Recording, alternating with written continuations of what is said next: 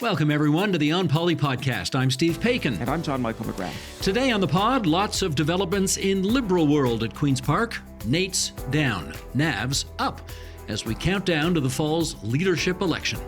The government finally passes a new law regulating the behavior of municipal politicians, but does it have enough teeth to get the job done? The Premier lashed out at another judge's decision this week. The subject, whether it's legal to clear a homeless encampment in order to build more transit in Waterloo. The judge decided it isn't. We'll get into why. And in your column, my column, I'll look at a proposal from the NDP to lower the price of groceries. And I'm remembering one of the original mavericks in capital city politics. Howard Moscoe dies at age 86. It's Friday, May 29th, 2026, so let's get to it.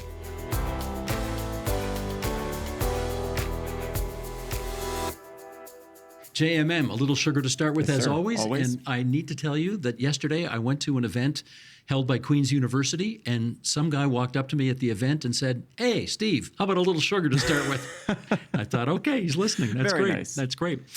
You are all about science today, I can see. Yeah, well, I mean, most days. Most but days you today specifically, yes. This is, a T-shirt saying "Science doesn't care what you believe," which is admittedly a bit provocative. We do live in a miraculous age in so many ways, and not always, but many ways. And I was just reading some headlines this week about new cancer treatments and new uses of the same kind of technology that gave us COVID vaccines so quickly is now being applied to some of the hardest to treat cancers. And that is just one example of the ways that, just basic scientific research is, opening up all sorts of possibilities. And I thought I would wear a shirt to honor that. Now, you see, I thought you had that skillfully timed to coincide with the Premier's announcement about the Science Centre this past week, but I guess not. No. Okay. I mean, the Science Centre, both at its previous location and hopefully at its future one, many great ways of educating the public about the wonders of science, but it is currently in abeyance. Okay. Well, I did not go with the Premier this week. I went with, I'll stand up a little bit there. That's, for those of you of a certain age, that's the original retro TVO logo from back in the day. And why am I wearing the TVO logo today? Because you and I were right on this spot last weekend for open house. You know, we were part of the Doors Open thing across the city of Toronto, and open house was amazing. Yeah. People, we must have had 800 people show up in the studio. I think you and I talked to every single one of them. It felt like it anyway. Sheldon, should we run through some of these pictures here, which I will describe in some detail for those who are only listening on podcast and can't see this? But yeah, this was the lineup just in the lobby to get in. And there were people got in and told me they'd lined up outside. It was a rainy, howling, windy day. Absolutely awful weather. People lined up for 2 hours to get in to see the studio and the control room and all of the other stuff that we've got here at TVO. And of course, to have their picture taken with you. And let's go to the next one on that. Okay, this was such a McGrath moment. She walked in and she walked over to us and she started to talk to you about a planning issue. And there's John Michael McGrath, as you can see, in the midst of Full exposition. Oh my gosh, you were giving her every chapter and verse of the Planning Act and why it was important to follow Section 12, subsection B. I do want to say, in my defense, I did not raise the issue of planning matters on some poor unsuspecting civilian. It was brought to me. It was. And I engaged respectfully, but enthusiastically. You did not shirk from the challenge. There's no doubt about it. Okay. Then this next guy, what was this guy's? David Smith. I do remember this guy's name. This guy's name was David Smith, and he walked over to you and he said, I'm a guy, because he saw you wearing your Star Wars t-shirt. Yes. And he said, I'm a guy who likes to build droids from Star Wars. Sheldon, show the next picture. He built his R2-D2. Look he's made his own R2-D2. Can you imagine that? Yes. I mean, you guys must have been in heaven. It was fun talking to him, yes. Oh, that was hilarious. Yeah. What else? Oh, okay. For me, the absolute highlight conversation of the afternoon was when a young couple came over to us. His name was Max. He was from Egypt. Her name was Allah. She is from Syria. Yeah. And they introduced themselves by saying, we are newcomers here in the province of Ontario, and we watch the On Poly podcast because it has helped us integrate into becoming better citizens of Canada. And I thought, Doesn't get better than that. Yeah. The only thing I will add to all of this, and I will co-sign, how wonderful that was. Something you mentioned while between tour groups, we have been doing this podcast for a few years now. You have been at TVO for a bit longer than that. And it is easy to become used to this job, right? I have, I think now, gotten used to the idea that I'm on camera. And it was really neat to see a whole bunch of people come in and find this all very fascinating. Wonderful, right? There was wonder in their eyes when you see where the sausage gets put together, so to speak. Yeah, and it was nice to get a bit of that feeling vicariously again of people really finding this all interesting and fascinating, and hopefully the actual content we produce is also at least a little bit interesting. Well, how's this for a segue? Somebody who has now discovered that politics is less interesting and less fascinating than it used to be is Caroline Mulroney.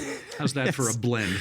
Very nice transition, sir. Thank you very much. Yes, one of Doug Ford's senior-most cabinet ministers announced this past week that she is resigning, not just from cabinet, not just from her job as the minister for Treasury Board, and that's Francophone right. Affairs. And oui aussi, les affaires francophones dans la province de l'Ontario, mais aussi as an MPP. She is standing down. And what explanation did she give for? I mean, she's been at it now for 8 years plus, so. Yeah, she offered that she's had some major milestones in her life recently, including her kids have left the house, and so she and her husband are empty nesters now, and so that has caused her to rethink what she wants to do with her time, and being an MPP is, and I don't say this as to sound cruel or anything, it's just not what she wants to do with. She's done it. Yeah, she's done it. She's been an MPP for 8 years. Yeah. It's an interesting case because she's a very prominent MPP. She's held a bunch of important roles: Attorney General, Minister of Transportation. After that, and everybody described her as a huge loss to Doug Ford, and I think that's true. But I remember that she was not one of the people that Doug Ford recruited to the party. She was, of course, originally recruited by Patrick Brown. And she ran against Doug Ford for the leadership. Indeed, she did. And her entry into provincial politics was one of those signals that was sent that Patrick Brown was rebuilding a competitive party, that her getting into provincial politics was a sign that people should take the party more seriously. And obviously, we're now multiple elections and a substantial majority in the House later. It's not that her departure now signals the reverse. It's not like people say, oh, well, her departure means that we take the party less seriously now. They're in government. You have to take them seriously. But her role in the party was more than just the jobs she held, is the point I'm making, that she served to add some authority and credibility to the party. Absolutely true. Absolutely. And with that, let's get off to issue one. A bunch of developments in the Ontario Liberal family over the past week. Let's start with Beach's East York MP Nathaniel Erskine-Smith, who got some tough news from the special tribunal looking into his complaints about just how kosher the Scarborough Southwest provincial nomination meeting was. Erskine-Smith lost his bid for the nomination by just 19 votes, and the panel ruled that the candidate's alleged irregularities were not examples of corruption and did not affect the outcome of the vote. As a result, Ahsan Hafiz remains the candidate whenever that by-election happens. Now, let's go through this. Why did, and we have to say, this was an utter rejection of Erskine-Smith's complaints. Yes. This panel did not say, well, you got a point here, you got a point here. No. Yeah. It was a complete repudiation of his allegations. Yes. How come? So let's start with one of the first allegations was that there were more ballots in one box than there were registered voters who were supposed to have voted. The party says that was in fact easily explained away, that officials who were supposed to be tallying the number of voters simply forgot to cross the correct names off of the list when they voted. A human error, but not example of corruption of the process. Erskine-Smith's campaign also said that improper ID was allowed to be used to vote, but these are not the same rules that provincial and federal elections follow. So a hydro bill's enough, a tax bill's enough. Yeah, lots of different forms of identification are considered adequate by the party. And probably, I think the one maybe that could be contested is, the party saying that people simply taking pictures of their ballots is not proof of vote buying. And that was one of the other allegations that Erskine-Smith's campaign made, that there is a reason why it is in fact an offense provincially and federally to take a picture of a filled ballot, precisely because this concern is so real that people could be buying votes. The party says, and I mean, there's of course also grounds to this, that lots of voters just want to take like a little memento of a ballot that they cast. And one of the things I have been told is that, for some people, this was their first, because, they are not citizens. They have not yet been allowed to vote in a municipal, provincial, or federal election. But they can Canada. for a nomination meeting. But this was their first real engagement in the Canadian democratic process, and they were very proud of that. And that's why they took those photos. It was not evidence of vote buying. Again, I think maybe the party should consider whether maybe we should adopt that. Or I say we, whether they should adopt that rule. They said this was certainly not evidence of the vote buying that Erskine-Smith's campaign alleged. We do have to remember that political parties are private organizations. They are not bound by provincial law. They make their own rules for how they want to conduct these nomination meetings. And when there is an appeal, as there was by the Erskine-Smith camp in this case, they have their own panel that they set up. Yes. The party was responsible for appointing the members of the panel. David Zimmer, a former cabinet minister in the Kathleen Wynne years, he was the chair. There were 3 people on the panel. They had quite widespread power in this case to hear evidence from interested parties, to do nothing at all, or to say the irregularities alleged have been proven and we're going to have a new nomination meeting. Yeah. Now, obviously, they went for the former, and they decided that none of these allegations has been proved, and as a result, the candidate who won on the day stays, and that's the end of it. And that is the end of it as far as the tribunal is concerned. Yeah. Now, Erskine-Smith has a decision to make right now, and I've been trying to find out. I've been texting him for the last few days, and he's not responding to my texts, but I've been trying to find out. According to the Liberal Party Constitution, he is entitled to ask for an appeal of this decision. Oh, okay. He can go to the party executive and say, I don't think I got a fair shake from this tribunal, and I want the party executive to have a second look at this. Is he going to do that? I have no idea. He hasn't indicated right now. His belief certainly is that the party has it out for him and doesn't want him. Yeah, I was going to say, knowing the composition of the party executive and Erskine-Smith's, certainly having spoken to some of the people, some of his supporters, there is a widely held belief that he's not going to get he's not going to get a different outcome by appealing to the party executive. Right, but that option is there for him to follow if he chooses to. Should he not choose that path, he has other paths he could go down. For example, we're about to have a municipal election later this year. The guy who is the current city councillor for the area that Nate Erskine-Smith represents federally is running for mayor. Yeah. So there's an open seat there, and he could very well decide to plant his flag in the Beaches East York area of Toronto and vie for municipal council. Yes. That's a possibility. Or, frankly, I mean, we've seen Jonathan Wilkinson stand down in British Columbia. We've now seen Stephen Guilbeault stand down in the province of Quebec. Erskine-Smith has said he's going to stand down as a member of parliament as well.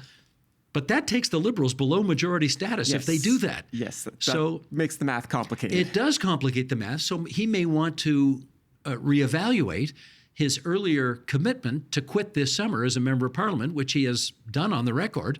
But who knows? Maybe the Prime Minister says to him, can you hang around a little longer because the math behooves you to if we want to keep our majority. I don't know. I will add, even if Erskine-Smith were to resign and it brought the Liberal caucus below the majority threshold because the Commons is going to recess for the summer, it would not have an immediate effect, and the Liberals would the federal government Liberals would have the opportunity to hold by-elections and fill all of those seats again, and they would have the opportunity to bring their numbers back up above the majority threshold before anything might happen in the Commons. In the meantime, we do have some members of the Ontario Liberals, and I mentioned this earlier, who are advocating for the party to make changes to its membership rules in light of this whole controversy in Scarborough Southwest. They are arguing that the party should, in fact, restrict its voting to to Canadian citizens, Ontario citizens and Ontario residents.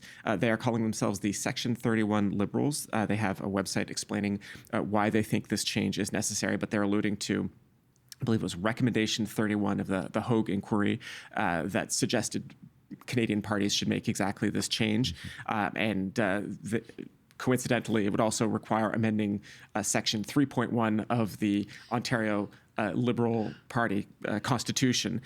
Because it would require that amendment to the party's constitution, it would require a supermajority vote at their next annual general meeting. So this is not something that is going to happen imminently, and I don't believe it could even possibly happen before the leadership vote. So the current rules for Liberal voting will stay in place at least that long. I do have to add, just because you and I are nerds like this, I did ask if it was also a reference to Section 31, which is an agency within Starfleet in the Star Trek canon. They say no. That is not the joke they were going for, which frankly I found disappointing. Yeah, that would be a lovely coincidence had that been the case. You know, Erskine-Smith got some disappointing news from this tribunal. Yes. This tribunal is of the view, having heard evidence from multiple sources, that this nomination meeting in Scarborough Southwest was cleanly conducted. Yeah. There may have been a few peculiarities along the way, but they certainly saw no evidence of corruption.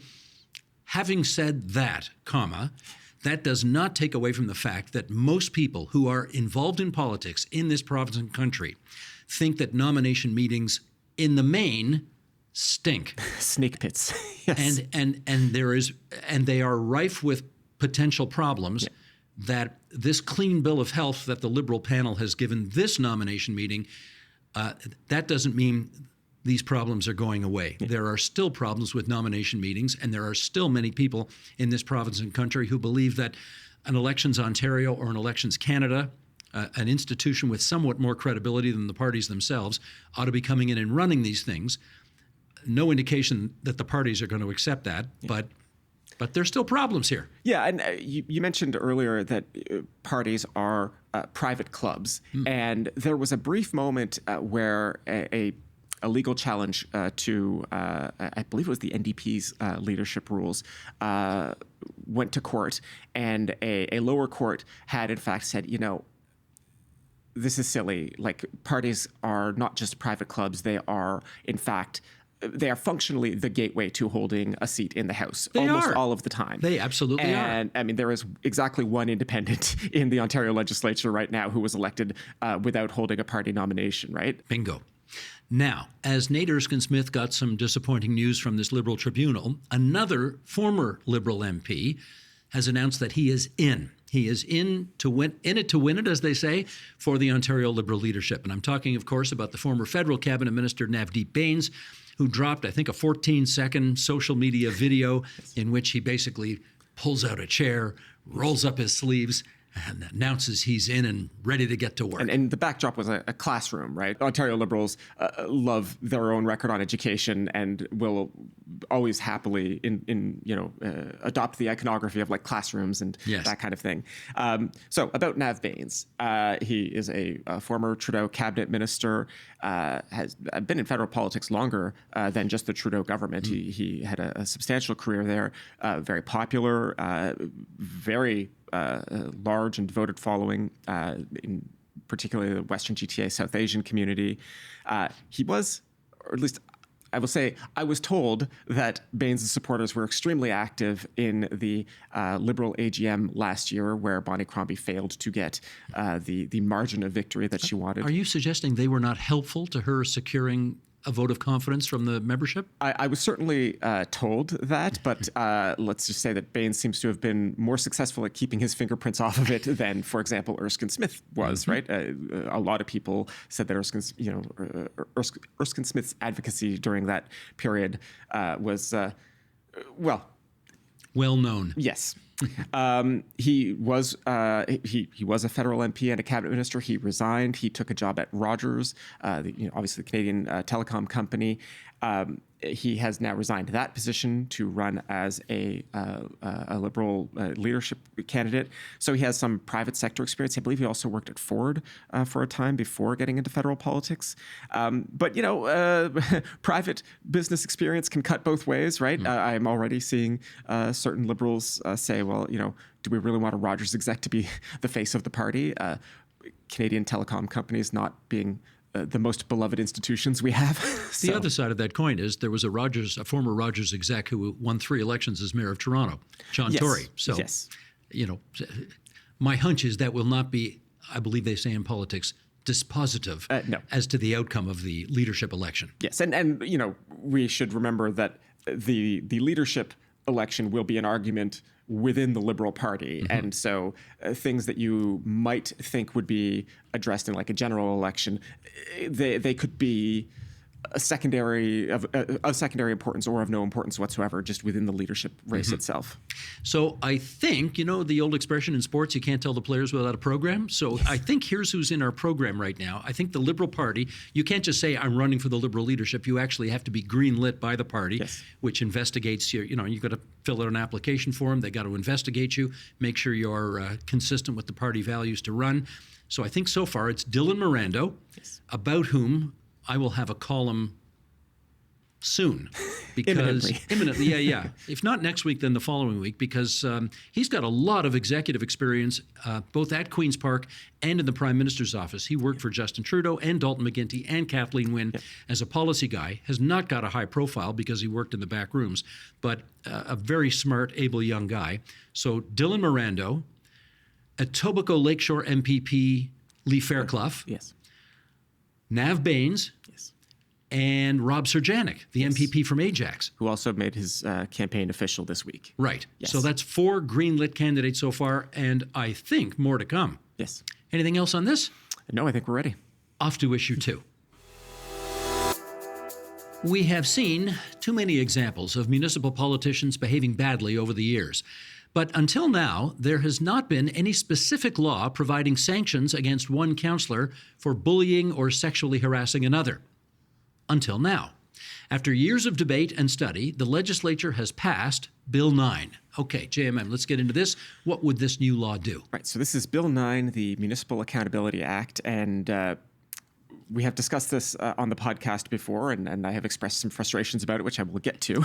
But just to set the context, currently, Ontario municipalities can write their own codes of conduct, and when a councillor breaks those rules, cases can be referred to the municipality's integrity commissioner, who then writes a report, says either, in fact, the rules were broken or they were not broken, and if the rules were broken, the integrity commissioner recommends a punishment, which is then affirmed by a vote at City Council or not. The City Council can decide to reject a punishment by the integrity commissioner. Bill 9 would change this status quo so that the province would set one consistent code of conduct for municipalities province-wide and would standardize training and direction for the municipal integrity commissioners. It would also, for the first time, allow councils to vote to expel elected members of council for particularly serious cases of misconduct. I mean, you have alluded to that in the introduction, but we actually have literally seen cases where, I'm just going to say, male members of council have harassed or otherwise demeaned some of their female colleagues on council. We have numerous other examples of just very broad misconduct, and this is a problem that I have argued on this podcast and on our website at tvo.org, that it is getting worse. Before Bill 9, the harshest penalty that was allowed under the law was docking a councillor 90 days' pay. Some councillors have managed to get their pay docked for 90 days multiple times in a row. Out in Pickering, Councillor Lisa Robinson, who is one of these people who has been serially disruptive, if I could put it that way. So Lisa Robinson has had her pay docked 8 times, I believe, as of this recording. So you can be punished, for multiple infractions, but so far it's just that 90-day clock.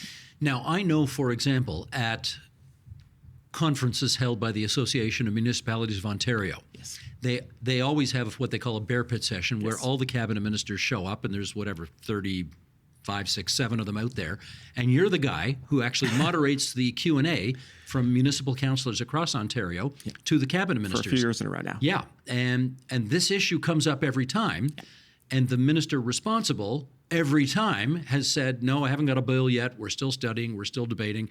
We're still consulting. Okay, now we've got a bill. Now we've got a law. So now we have to have some discussion about whether or not what they've opted for will actually do the job. Right. Does it have enough teeth? Yes, that is the question. And I have said before on the pod and again on the website that I don't believe it does. There's a few problems with this bill. The first is that at this point, it does not seem like it will be in effect on Election Day. Let me put it that way. This is the October elections municipally. Yes, correct. But my more substantive objection to the bill is even if the government gets the regulations in place, and even if the bill is fully in effect by Election Day, let's say, they have set such a high bar to remove a truly disruptive councillor. The bill requires first that a matter be referred to the local integrity commissioner. Then that, if it's a serious enough offense, that integrity commissioner then has to refer the matter to the provincial integrity commissioner, who then has to agree that, yes, this is a serious offense that warrants removing a councillor from office. Then the matter goes back to council, who have to vote unanimously, with the exception of the impugned councillor. They have to vote unanimously to remove that councillor from the elected council. There is no other body in Canada where that threshold is that high, right? If a MPP were to so badly misbehave that the legislature wanted to remove them from the chamber, that's a simple majority. Same thing in the House of Commons. There's historical precedent for that being done both provincially and federally. It is just a simple majority. This threshold is very, very high, and I think it raises a serious question about whether the province even really wants this power to be used. Well, let me do the follow-up there. Sure. Obviously, they had a choice. They could have had a very high threshold, which is what they went for, or they could have had a much lower threshold, which presumably would have sent a stronger message. Why did they go for the high threshold? Right. So previously, when Paul Calandra was the Minister of Municipal Affairs. Again, I heard him say this at the Bear Pit at the AMO conference. He had said that they were concerned, the government was concerned that removing elected officials is such a momentous act that this has to be able to survive judicial review. That's a fine principle, but it's contradicted by the government's own record here. We talked last week about how strong mayor powers are weakening local democracy, and how the city of Stratford is bringing this legal challenge against strong mayor powers, arguing that it is a blow against local democracy. We've talked about the province's decision to remove elected regional chairs and make them direct government appointees. Whatever else you could say about that policy, it is weakening local democracy. We have mentioned the cuts to Toronto City Council, which went all the way to the Supreme Court, where the Supreme Court said there is no constitutional right to local democracy. Municipalities are mere creatures of the province, after all. So I don't believe this explanation holds a lot of water. I think it is contradicted by the facts of the Ford government's own record. The more realistic explanation here, I think, and again, pardon me for being cynical about this, but they are just very skeptical. The Ford government is just very skeptical about putting this kind of power in the hands of elected councils without a very, very high threshold. And there might be reasons to be skeptical about that, but it is going to necessarily mean that it's going to be very difficult to actually use this power, even in clear cases of abuse. So the bill's passed. The regs have not yet been proclaimed, but the bill has been passed. What's the reaction been so far? Well, we mentioned the Association of Municipalities of Ontario. They were one of the groups that was advocating for substantial changes. They have called Bill 9 something that they can build on, but they were one of the people arguing, or one of the groups, I should say, arguing that this unanimity threshold was too high and was going to make it difficult to actually use the powers in this law in practice. There's also a group called Women of Ontario Say No, and I want to mention them specifically because they were really one of the driving forces they went to local consultations, they went to the legislature, they have been arguing really tirelessly for a law to control for this kind of conduct. Again, they say that this is a good step forward, but that the bill still is imperfect, I think, in their words. So while I am here being dour and joyless, people who have to deal with this in the real world are choosing to look on the bright side of things. This is better than nothing. And with that, we're off to issue 3. Premier Doug Ford has a habit of attacking judges' decisions that he doesn't like, and this past week featured yet another. When a provincial court judge ruled that the city of Waterloo could not clear out an encampment of homeless people in order to make way for public transit development, the Premier went nuclear on the decision. Doug Ford. It's the most ridiculous ruling I've ever seen. Don't get me wrong, I have a great deal of respect for our judges, Supreme Court, but the judge is saying that we got to hold up projects and everything? I wish I could get that guy's address. I'll send 50 encampments in his backyard and see how he likes it. The craziest decision I've ever heard. But there's a lot of crazy decisions coming from our courts lately. Okay, 2 things. Number one, he said Supreme Court. He meant provincial court. Yeah, the Ontario Superior Court of Justice, yes. Of the province. That's number one. Number 2, every person I've talked to about that response loved it. Really? So the Premier, and now this may say something about the company I hang out in, but I've just asked a cross-section of people who I run into on a daily basis what they thought of that decision. And while I think a lot of people have concerns about the Premier of the province attacking a judge who cannot respond, most of the people I talk to say this is a crazy decision, and the Premier gave voice to a population that feels that he's in the right here. Yeah, so let's back up here. We'll give some of the context here, and I'm going to cut to the chase, or spoiler here, and say that one way or the other, I do not think this is going to be a very long-lived judicial decision. Either a higher court is going to overturn it or the provincial legislature will. But I'm going to back out a second here. This is about a site in Kitchener where the regional municipality of Waterloo owns the land and wants to hand it over to Metrolinx to use so they can use it as a staging ground for construction of a major transit hub. The transit facility itself would not be on this land, but it's like where they want to be able to put trucks and construction materials and that kind of thing. Now, this might all sound familiar to some listeners because this exact location has already been before Ontario's courts already. A few years ago, the same encampment on the same piece of land in the same municipality was before a court, and a different judge found that Waterloo Region couldn't credibly clear the encampment without infringing the charter rights of encampment residents, specifically their right to security of the person under Section 7. So now that decision went through the lower court, is currently before the appeals court, but we'll get there in a second. Fast forward a few years later, Waterloo Region is starting to look at their watches, and this construction project is coming up soon, and they want that land to be clear so that they can hand it over to Metrolinx without jeopardizing their construction schedule. The problem is that the region conceded in court that all of the factors that were found to breach Section 7 charter rights a few years ago have all gotten worse. Despite the region spending more on homelessness services, homelessness has become a larger and more severe problem in Waterloo.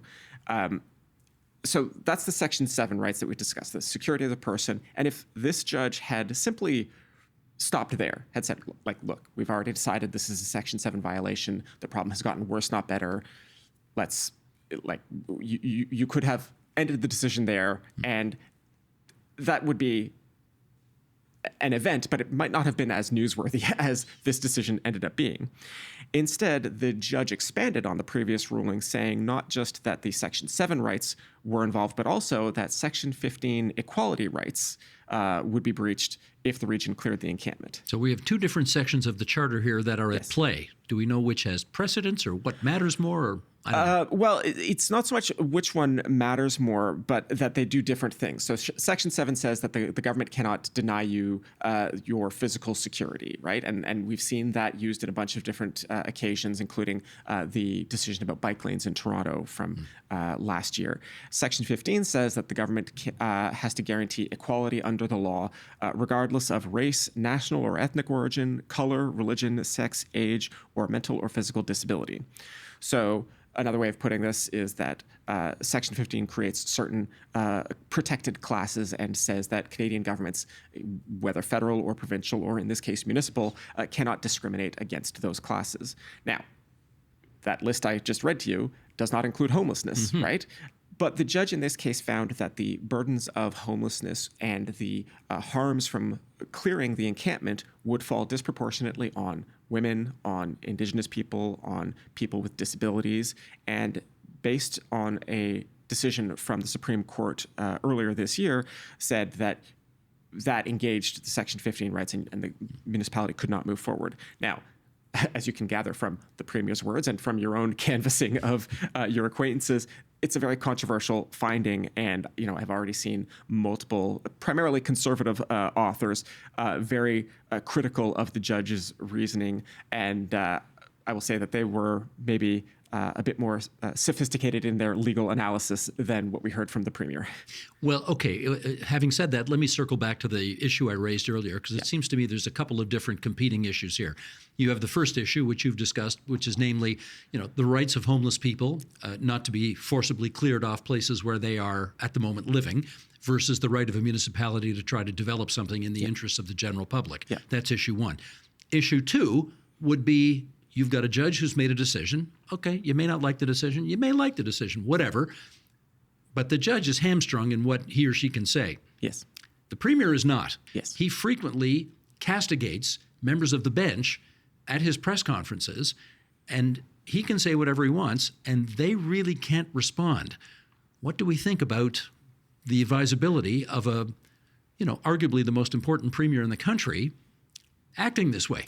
Well, we can turn to some more learned sources than you or I. A number of legal academics have already signed an open letter addressed to the Attorney General, Doug Downey, calling on him to repudiate Ford's statements as threats to the independence of Canadian courts. Now, as you say, we've seen these kinds of outbursts from the Premier before. We've also seen requests for the Attorney General to, tell the Premier to put a sock in it.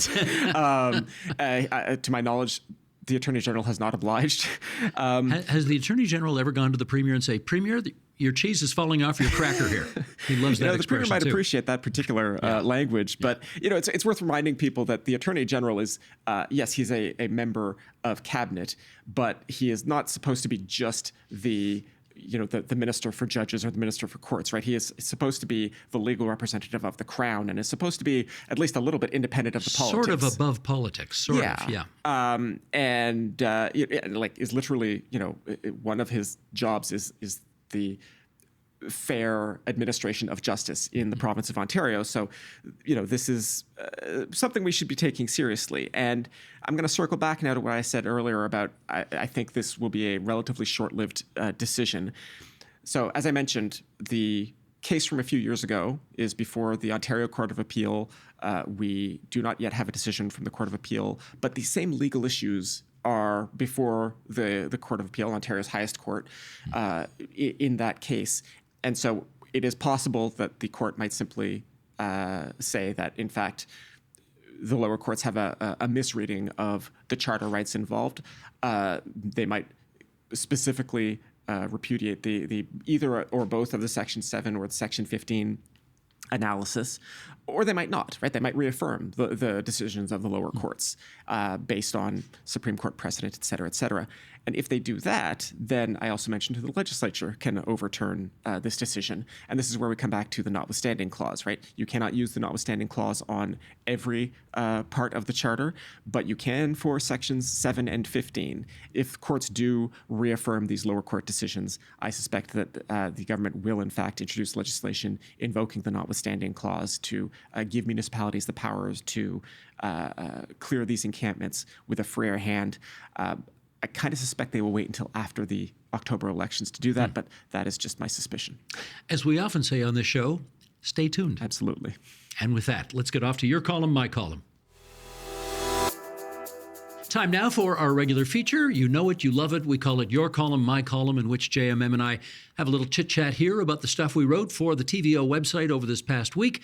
We hope to titillate you with what we're about to chat, and then hopefully you'll go to tvo.org and click on the articles and read them in full. What do you got for us this week, my friend? So the issue today is restrictive covenants and property controls in grocery stores. Please stay awake. The New Democrats at the Ontario Legislature have introduced a bill. They want the government to eliminate so-called restrictive covenants. What are these covenants? When a company like Loblaws is negotiating the lease for a major grocery store site at like a mall, they can go to the landlord and say, well, fine, we will be your anchor tenant for this mall, but we want you to promise not to lease any other sites to any other grocer or any other potentially competing vendor. Thus, a restrictive covenant. Exactly. And this is obviously like an anti-competitive measure, right? And the Federal Competition Bureau has singled this out as a kind of practice that Canadian grocers use to protect themselves from competition. And the Competition Bureau has some tools they can kind of sort of use to address this issue. But fundamentally, this is a matter of contract and property law, which makes it provincial jurisdiction. And this is why I think it's interesting that the NDP have proposed to address this with legislation. We don't see any signs that the current government is super interested in this issue. But next door in Manitoba, the government of Wab Kinew, there, a new Democratic government, is pursuing this with some interesting legislative strategy. I do want to be sort of humble about, like, I do not think that if we suddenly wiped away all restrictive covenants that we would be in this nirvana of free milk and honey for everybody. But it is a real tangible thing that the government could do, and it is squarely in provincial jurisdiction as opposed to some of the other more perhaps showier but less likely things that the government could do to address grocery prices. So I thought I would write about it this week. Beautiful. Yeah. Well, you know that there are some politicians who love being called a maverick. Yes. We have one of them who's making the news a lot these days, and Nate Erskine-Smith. He's often referred to as the maverick because he's voted against his own party federally. And you go back to Queen's Park, Bill Murdoch was a maverick in the Progressive Conservative Party, and before that there was a guy named Peter Kormos from the Niagara Peninsula who was a maverick in Bob Rae's NDP caucus and government.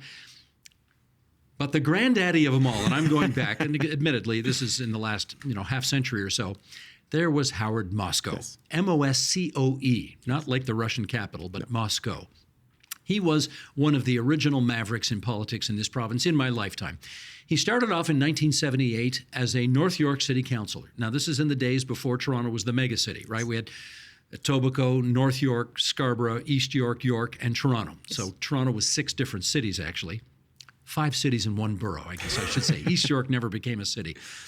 And Howard Moscoe was a member of North York Council, and then when we became the megacity, he was a member of Toronto City Council, and he had a way of communicating, Yes. which was, shall we say, distinctive. Yes. For example, when Premier Mike Harris created the megacity, which Mr. Moscow was very much opposed to, Yes. he said, I always stand up when Mike Harris walks into a room because it's hard to sit down when you're getting an enema. That was the kind of language he used. He had, the first mega mayor was Mel Lastman, Yes. who had been the mayor of North York, and of course Moscow and Lastman tangled all the time, mostly for ideological reasons. Howard Moscow was New Democrat. Mel Lastman was much more center-right. So they started their feud in North York, but it continued when the two of them were on Toronto City Council as well. Not just ideological differences. They had big personality differences. So much so that when Mel Lastman he used to wear toupee at one point. When he gave his toupee to charity so that it could be bid on and raise money for a charity. Howard Moscow's wife bought the toupee so that she could give it to her husband so that he could show up for city council meetings, present it from a paper bag, and then wipe off his desk with Mel's toupee on the table. This was the kind of stuff they did. North York, back in the day, had some issues with political corruption. Yes. There was one councillor who went to jail for bribery. Yes. There was a former planning commissioner. I remember covering the press conference. This is not unique to North York. No. Other Toronto municipalities did have similar issues. To be sure, but the former planning commissioner in North York actually got fired because he took a loan from a guy whose development he was in charge of considering. Howard used to joke, North York has the best politicians money can buy. If you like Howard Moscow's story, read my column, or even better, there's a book called Call Me Pisher. That was his nickname, Call Me Pisher. And there's a bunch of good stories, both in my column and in the book. Howard Moscow was 86 years old. The last time I saw him, I think, was last fall. There was a reunion put together for former members of Toronto City Council, and he was there. He was in a wheelchair. He looked... the sparkle in his eye wasn't quite there anymore, so I was not surprised to get the news that he had died. But he's a guy who left his mark in so many ways, both hilarious and serious. Yes. Yeah. Anyway, rest in peace, Howard Moscow. Let's go to the mailbag, JMM. If you've got a burning question or an insightful comment, we always love getting your mail at onpolitics@tvo.org. What's up this week? Right. So this week's mailbag segment comes from Mark Elson, who did not give us a specific location, but seems to be emailing from Eastern Ontario. We have gotten a few emails about this topic, about specifically the ads that run during our show when people watch it on YouTube. Oh, yes. So I am going to read part of Mark's email here. Dear Steve and JMM, my wife and I greatly enjoy and look forward to your weekly On Poly broadcast. I assume that the commercials that regularly interrupt all YouTube videos are there to generate income for both YouTube itself and individual video posters. If TVO's and On Poly's funding comes from the Government of Ontario and charitable donations, one, who benefits financially from these commercials, TVO/YouTube, and two, why is a publicly funded broadcast like On Poly allowing itself to be interrupted and so crassly commercialized? Thank you. Keep up the great work, Mark Elson. Okay, this is a good question because, I mean, the reality is when you put something on YouTube, there is a certain, I guess at that point, there is a certain kind of lack of control of the fact that ads go into this thing. Now, we don't run, obviously on TVO, on television, we don't run ads. Yes, correct. We don't interrupt the programming with advertisements. Yes. But it does happen on YouTube. Yeah, and we, as I understand, can I pull the curtain back just a little bit and say this was kind of an awkward question for us to answer because we have to go and ask our bosses, what is the actual state of things here? And our bosses do not want to be editorially controlling us. Mm-hmm. And we also don't want to be the PR arm of TVO. So we've got some answers here, but this was... kind of an awkward question to answer for us. So Mark is, of course, correct that the large majority of our funding comes from the provincial government. And, of course, we are grateful to Ontario taxpayers for that money. $3 a year per taxpayer. Yes. That's what the province of Ontario gives us. Yes. Not bad value, I'd say. But it does not cover the full costs of delivering everything that we do here. And that is, of course, not just our TV shows, but TVO also is engaged in digital learning and lots of other things that you don't necessarily see on TV or on YouTube. So making our content available on YouTube, and yes, TVO does generate some revenue from these ads on YouTube. That helps us reach a wider audience, and it helps us defray some of those costs for the taxpayer, right? Under multiple different governments. I've now been here 12 years under 2 different governments, and TVO has always had, as part of its mandate, a responsibility to generate its own revenue where we can, and getting some of that money from YouTube ads is part of that. But I would also say, just more broadly, that we are on YouTube because that is where the viewers are. Right. That is where people are watching so much of video content these days, and that is just one of those things that we have to balance, that we want to reach the widest possible audience. Like, we're not getting good value for provincial dollars if nobody is watching us, right? Right. We have that same obligation to balance things with the stuff that we write. When I want to write about a topic for a column, admittedly, I could write every single column I ever do about the Planning Act, but I think I might exhaust our audience pretty quickly. And so we try to not just write things that we think are important or that we think where we can add some useful explanation or context, but also things that are going to be interesting and that will actually get people to read or watch. And so the last thing I would add is that if you do want an ad-free experience, there are ways to do that as well. We have an app. If you've got like a smart TV, you can install the TVO Today app on Apple TV or Roku streamer or whatever you've got. Or if you're watching from a computer, you can go to tvo.org, like the website, and if you navigate through, I think it's shows, and then on Poly, you can watch the exact same cut that gets posted to YouTube. You can watch that directly off of our website, and that will also be ad-free. There we go. Yes. So asked and answered. Good question. Yes. You want to give the email address and we'll Absolutely. get out of here? If you'd like to ask about content on the show, maybe not too many more questions about the backroom stuff, please email us at onpolitics@tvo.org. Excellent. And that is the On Poly podcast for this Friday, May 29th, 2026. You can follow our show wherever you get your podcasts so that you get notified each time a new episode is available. And you can see the video version of the podcast on the TVO Today YouTube channel and elsewhere. Any feedback you have, we're always happy to hear it, good, bad, or indifferent. Write us an email at onpolitics@tvo.org, and please include your first and last name and where you're located. This week's episode was produced by Tiff Lamb, editing by Colin Kish. Production support from Jonathan Hallowell and TVO's Digital Media Services team. Lori Few is the executive producer of Digital. Vanessa Case is TVO's vice president of media. We always like to offer special thanks to the crew for making the video part of the podcast happen, and you guys in the control room, Chad and Tony, you Montreal Canadiens fans. Why don't you try getting a few shots on goal in the next game, right? Actually, the Habs are an adorable team, and I wish them well, just not too well. And until next Friday, everybody, bye-bye. Bye.